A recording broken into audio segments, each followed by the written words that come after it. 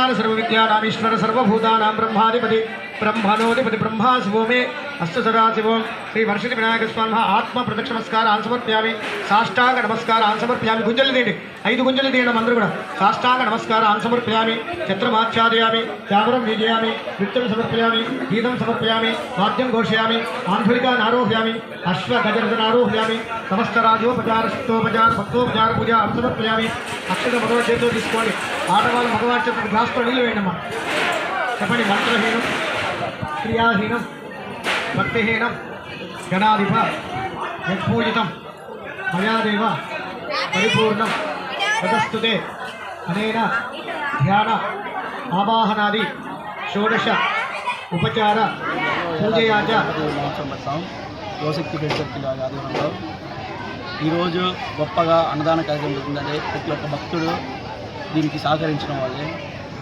మళ్ళీ ఈ యొక్క కార్యక్రమాన్ని చేస్తూనే ఉంటాం. దీన్ని కొనసాగిస్తూనే ఉండాలనుకుంటున్నాం. మేము రేపు స్వామివారి లడ్డు వేలంపాట జరుగును. సాయంత్రం 4 గంటలకి 5 గంటలకి స్వామివారి నిమజ్జన కార్యక్రమం జరుగుతుంది.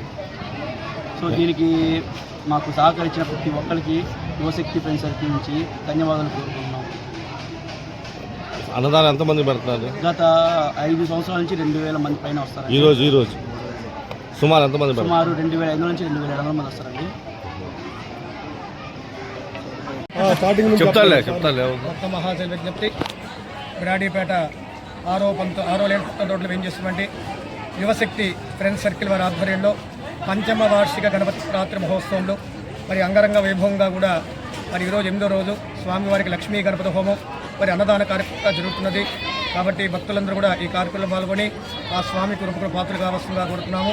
అదేవిధంగా 5 సంవత్సరాల నుంచి కూడా ఈ యువశక్తి ఫ్రెండ్స్ సర్కిల్ వారి ఆధ్వర్యంలో మరి జరుగుతున్నటువంటి ఈ కార్యక్రమాలు మరి యథావిధిగా అంగరంగ వైభవంగా జరుగుతున్నాయి.